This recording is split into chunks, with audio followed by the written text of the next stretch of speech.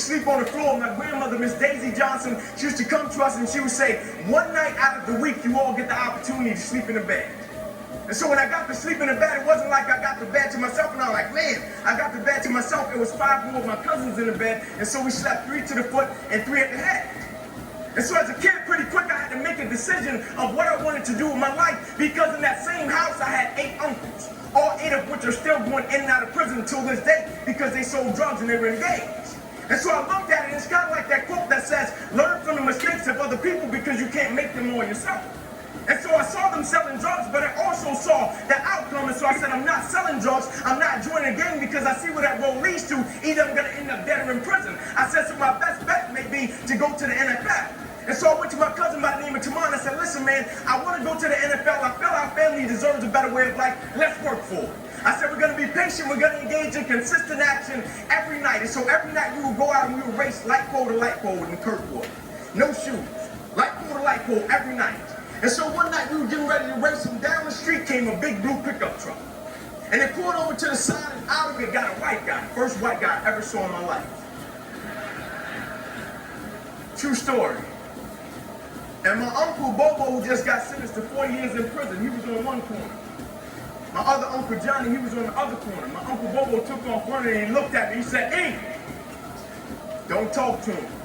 Saying to me, that guy has to be the police. Coach Trey walked up to us, nicest guy in the world. He said, would you kids like to play organized sports? I stepped to the front. I said, yes, sir. He said, go in the house and get your guardian. My uncle JJ was there. I went in the house. I said, there's a guy outside. He asked me like to play organized sports. I told him yes. He said, well, I go in the house to get my guardian. I'm coming to get you. Will you please talk to him? Uncle said, sure. My uncle walked outside. Coach Trey said, would you like to sign these kids up for organized sports? My uncle said, yes, sir, but I hate to tell you, we don't have the money. He said, don't worry about the money. You get them to the park and I'll take care of it.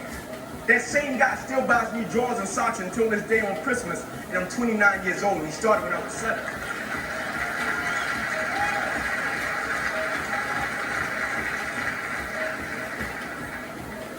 But a weird thing happened one night. You see, most nights after practice, everybody would leave to go home, and I always had to sit in the park because my mother worked at Wendy's.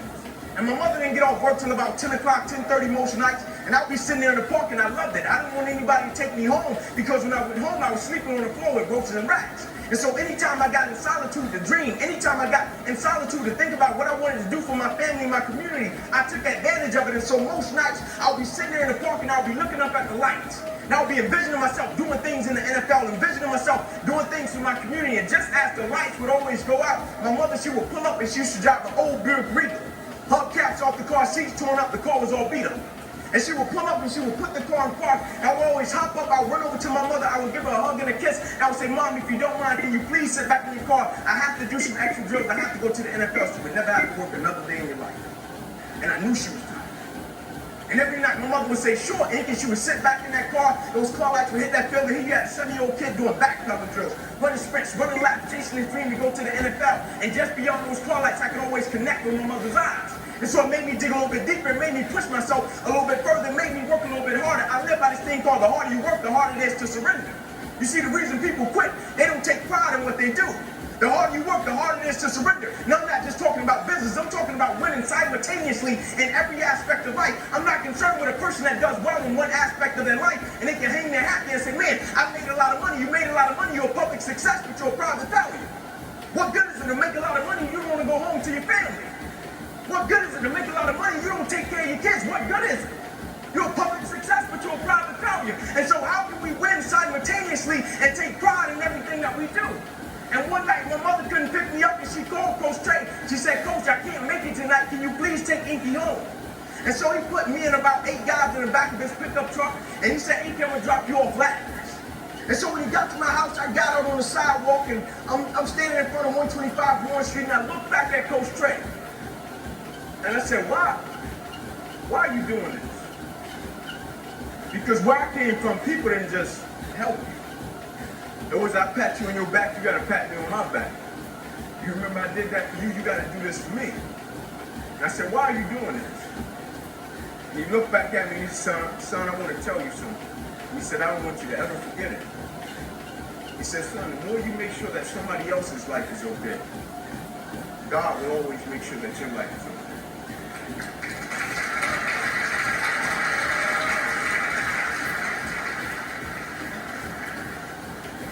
And immediately I got it. The light bulb went off.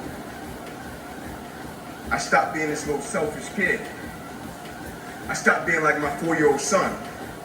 And for the first time in my life, I stopped thinking everything was just about Inky Johnson, and I realized my existence on this earth is a lot bigger than me. I realized me, my lineage, and my family, when I step outside of my door in the morning, what I represent is a lot bigger than me. And so the thing I had to understand, every day I woke up and everything that I was a part of, I first had to understand I was representing a lot more than myself. I first had to start living by 2 words, honor and legacy. And what I mean by honor and legacy, you honor the ones that paved the way for you. And you leave a legacy for the ones that's coming behind you. We just have it right now. While we're a part of something right now, somebody has came before us and paved the way, and somebody will come after us. And so while we have it, how can we do it in such a way that we leave a legacy for the ones that's coming behind us, and we honor the ones that paved the way for us? And so everything I did, I took a certain level of pride in it. People thought I just wanted to be a great football player. What they didn't understand about Inky Johnson was this: I could have washed cars. I guarantee you I would have been the best car washer there was in the world. Because the thing I understood, I wasn't just representing myself. It wasn't just about me. Everything that I did, I shifted my mindset from me to we. Now I was operating with a spirit of collective character, meaning it didn't matter what I did individually. If I didn't represent my mother in the right way, it didn't matter. If I didn't represent my lineage in the right way, if I didn't represent my team in the right way, who cares what I did individually? I didn't care if we won a game and I scored 40 points individually. Talk to him, Who cared? I shifted from me to we. And so everything I started to do, I was thinking about my family, I was thinking about my community, and I was thinking about my friends in a different way. And I will never forget, I got to high school. And nobody in my family had ever been to college. They all dropped out, ended up in prison. My high school, the name of it was Crim High School in Atlanta. They used to call it Crime High. They used to shoot teachers. And my first day, I walked through the metal detector. And a cop was standing on the other end of the metal detector. And he said, "What is your plan, little man?" I said, "My plan is to go to Division I." He said, "No, you'll probably go to cell block D1. I said, "No, you got the wrong guy." He said, "I heard that before. Your uncles came through and said the same thing." I said, "No, I'm telling you, you got the wrong guy." You know the first person I went to see when I got my scholarship papers?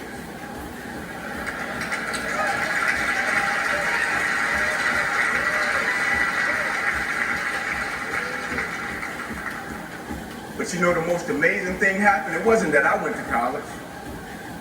I had 3 little cousins sleeping on that same floor that went to college.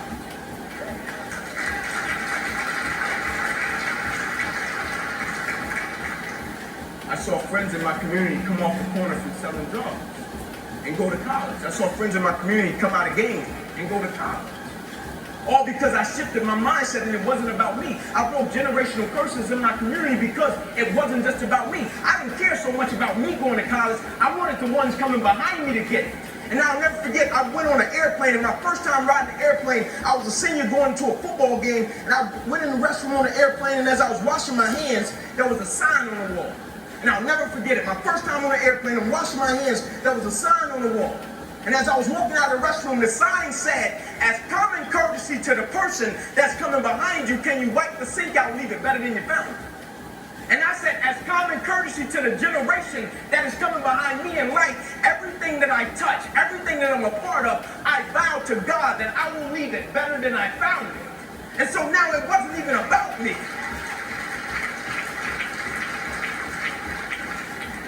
And I got my scholarship up to Tennessee, and they looked at me when I first hit campus, 135-pound kid soaking wet in the SEC. And the first reporter, he asked me, he said, "Inky Johnson, do you even think you're going to play at the University of Tennessee?" He said, "You're 135 pounds. I said, "Not only am I going to play, I'm going to start." I said, "You made a mistake." I said, "See, what you don't understand, and this is what most people do, they base judgment off of what they can see. But what they don't understand, the moments that make you who you are, the moments that they can't see. You see, anybody can be on their best behavior when somebody is standing over their shoulder, watching them, seeing if they're going to do what they're supposed to do. But what they're reporting and see, you see, he could see I came from Crim High School. He could see I was 135 pounds. He could see I was 5'9". He could see all of the stats. He could see all of that. But what he never saw was when I was in the park with my mother when I was 7 years old. She was sitting at 3 at 10:30 at night. Talk to him, Ink! Every Saturday morning at 5:30, I was up running 2 miles to a fire station and 2 miles back home. What he didn't see was every time I slept on that floor with ropes and wraps with my cousins, I got up every morning, went to school, and never made one excuse. What he didn't see was on Christmas Eve when a guy came through me and my cousin's window. He stuck a 9mm and a 45 in both our face and took all of our Christmas gifts, and we had to stand on the curb when our mother told us, y'all just be great. He didn't see that. And those were the moments that made me who I am. And so now his opinion didn't matter. His opinion would never become my reality. And my freshman year, I played special teams. Sophomore season game, broke the star lineup. You know the first person I went to see at Media Day?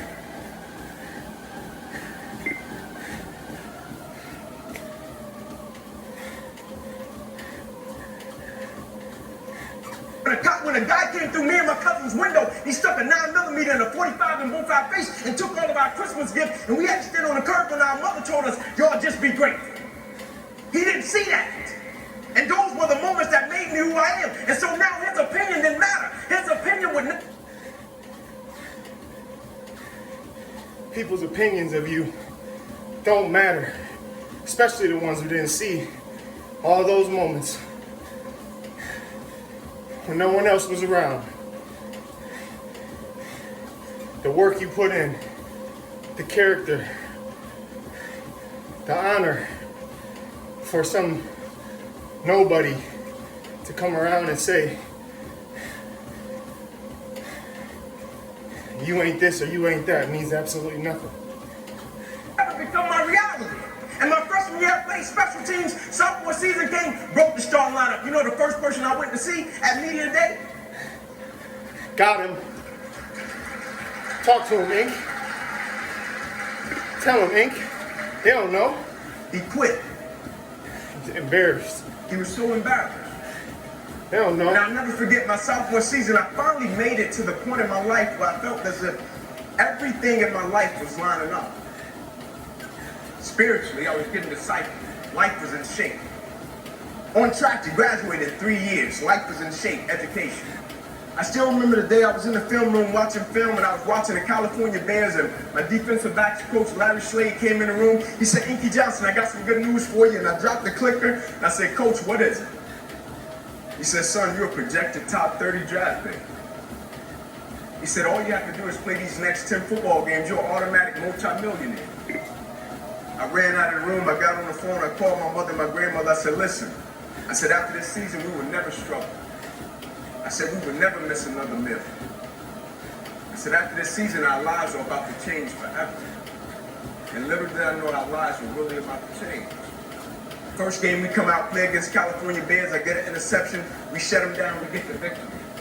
Second game, we're playing against Air Force. It gets late in the game. Found ourselves in a dogfight. Quarterback dropped back. He released the ball to the running back coming down my sideline.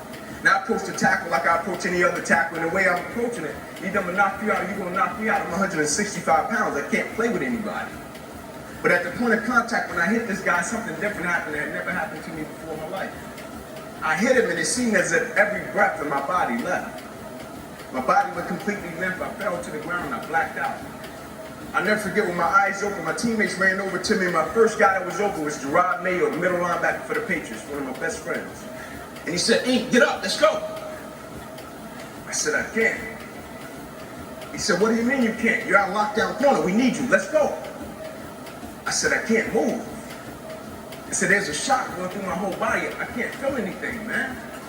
One of the scariest moments of my life, and the shock eventually left, and it stayed in my right arm and hand. I remember as I was lying there, I flipped my head to the left, and I could see the doctors and the trainers running onto the field, and I flipped my head up to the sky, and I said, God, I said, surely nothing has happened in this moment that can alter my life. I flipped my head back over to the left, and they were bringing the spine board out. I flipped my head up to the sky, I said, God, I said, that's precautionary measures, right? They get me up on the spine board, they're rolling me off the field, and I looked at the doctor because I couldn't feel my right arm. They had poked me with all type of needles. Inky, can you feel this? Can you feel? I couldn't feel a thing. And I said, Doc, can you lift my right arm and hand? He said, sure, Ink, and he raised it up, and I lifted my left. And I pumped it to our supporters. I don't believe in using the word fans. I think it's an arrogant term. Who am I to call a person a fan? They pay to see me play. They're supporting. As he was bringing my arm down, I looked at the doctor. I said, "Oh yeah." He said, "I'll be back." Never thinking that would be the last game that I would ever play in my life. They get me in the ambulance, things turn up a notch, I still don't pay it any mind. They get me over to the hospital, said, "Ink, we're gonna take you back to run some CAT scans." They took me back, they ran the CAT scans, and they rolled me back into my room, and I'll never forget it. All in about a 15-second time frame, I was lying there in my bed, and I could see over my right shoulder. And I looked at my father, and we caught eyes, and my father, he went to take a step in, and he looked at me, and he said, "Son, I can't do it." And he walked out. My mother, she came in, she was running. She kissed me on my forehead. She said a prayer. She said, "Ink, everything is going to be okay." And she ran out. And as soon as my mother stepped outside of the room, the doctor rushed in from the opposite side. And he said, "Hey, get in there. We got to rush this guy back to emergency surgery. He's about to die." I said, "What?" I said, "My mom just told me everything is going to be okay." Like, this is total opposite. You're talking about I'm about to die. I said, "What happened?" He said, "Son, what happened? You have busted up subclavian artery in your chest. You're bleeding internally. Have to rush you back and take the main vein out of your left leg and plug it into your chest in order to save your life." And when I woke up from recovery, the same doctor was standing over me. He said, "Inky, I have some good news and some bad news for you." I said, "You got some bad news for me?" After telling him I was about to die, I'm still alive. How bad can it get? I'm still here. He said, "The good news is, son, we saved your life." I said, "Thank you, sir." He said, "The bad news is you have nerve damage in your right shoulder." I said, "Cool." He said, "We got to send you up to the Mayo Clinic in Rochester, Minnesota." I said, "Cool." He said, "But the problem is, Ink, you probably can never play the game of football again in your life." I said, "No way." He said, "Yeah, Ink, you got some pretty bad nerve damage." I said, "No." I said, "Doc, no disrespect, man, but I'm 8 games away." Like, "Doc, no disrespect, but this is about to change my family's life. Doc, I've been working for this ever since I was 7 years old. Doc, there's no way. God, not now, God. Like, let me make it to the NFL so I can help my family first. Like, we miss meals. And you're talking about my career could end right now." I'm like, "No way." And I snapped out of it. I said, "Man, I never cheated." I said, "There's no way. I never cheated. I never cheated myself. I gave everything I had to it, and I respected it. I never cheated. There's no way that my career can be over." I said, "Send me up to the Mayo Clinic." And after several visits, I'll never forget, this is when reality set in. It was me, my mother, my father in the room, and the doctors came in. They said, "Inky Johnson, here's the deal." They said, "Son, you have torn all the nerves in your brachial plexus." They said, "Your brachial plexus are the nerve roots that go from your spine, and they come down, they control your shoulder, your arm, and your hand. They said, you have torn them at all levels. They cannot be replugged." They said, "Son, we hate to tell you, but your arm, it will never be the same again. Your hand, it will never be the same again. Son, you can never play the game of football again." They said, "Son, here are your surgery options. We can take a muscle out of the back of your left leg, plug it into your right arm, but there's a possibility that you'll be left with a weak left leg and a weak right arm the rest of your life. Or we can take a nerve out of your left arm, reroute it up to your chest, down into your right arm, but there's a possibility that you'll be left with 2 weak arms the rest of your life. Or we can take a nerve out of your left rib, reroute it up to your chest, down into your right arm, but there's a possibility that you'll be left with a breathing problem and a weak right arm the rest of your life. By the way, tell us what you want to do in the morning." And the next morning, I walked into the doctor's office. They said, "Son, what option did you choose?" I said, "No disrespect to you, doc. I'm not choosing an option. My situation is out of your hands." They said, "Cut with the cute talk." I said, "No disrespect to you, doc. Cut me where you gotta cut me. My situation is out of your hands. I'm not choosing an option." I said, "I know I will come out of this situation okay." And as I stand right here on this stage, thank you. Amen.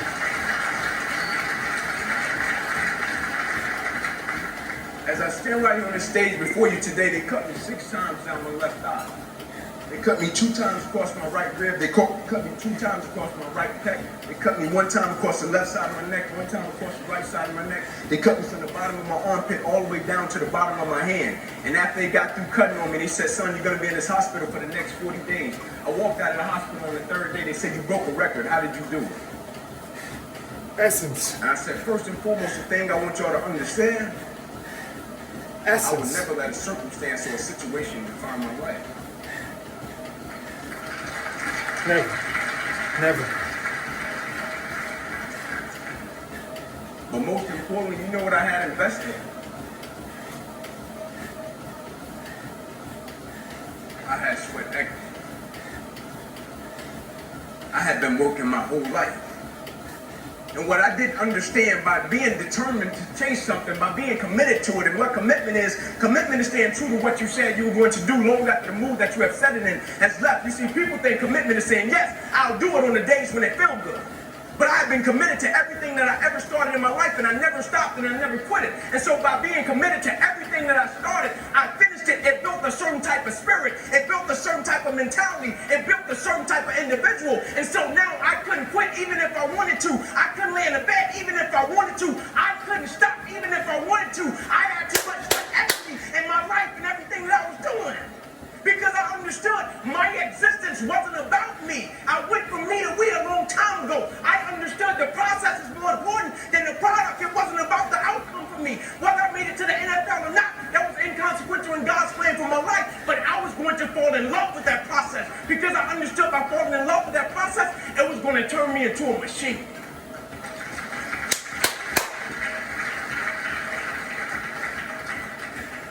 You see, a lot of people need things to get motivated. A lot of people need a little extra money to get motivated. A lot of people need, whatever the case may be, a little bonus to get motivated. I don't need anything but breath in my body and life.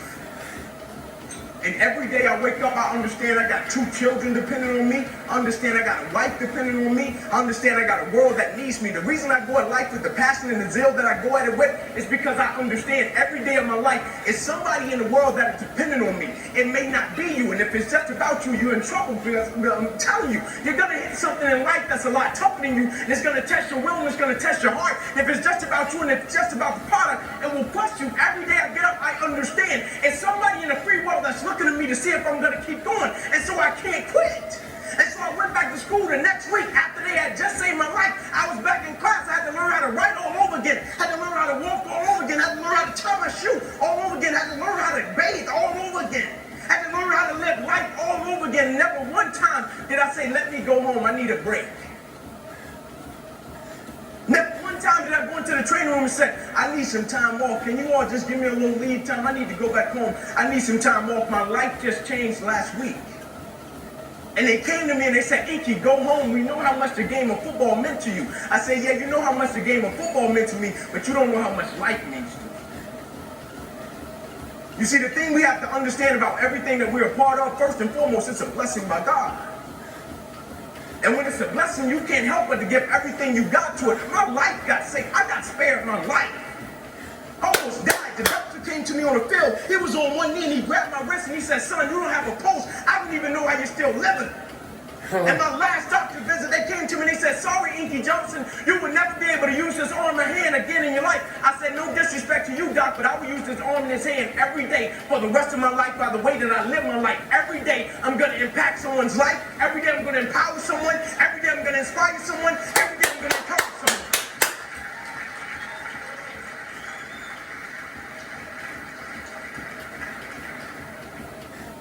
The thing we have to understand, what business are we in? You know, protocol, they call me in the world, they say Inky's a speaker. Inky's a motivational, whatever the case may be, Inky, whatever it is. But what they don't understand, I'm in the people's business. Not a speaker, I'm a servant.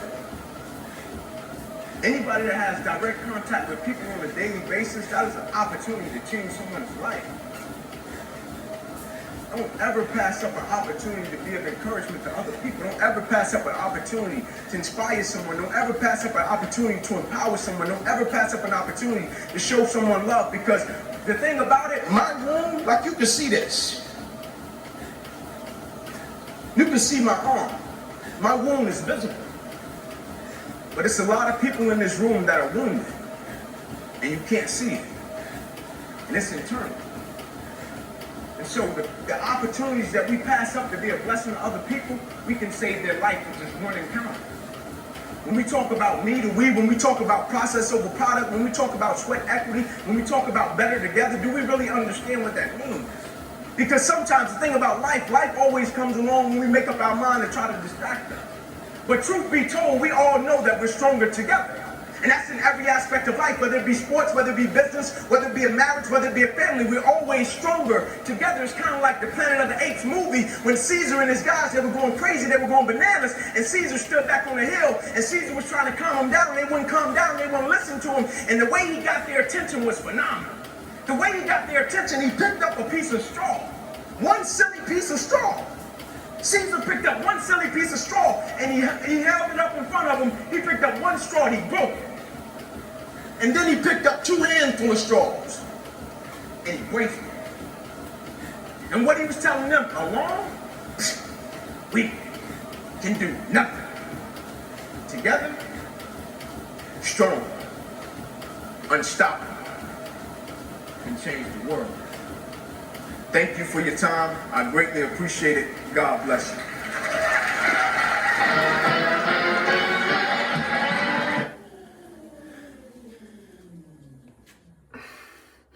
Stay hard, y'all.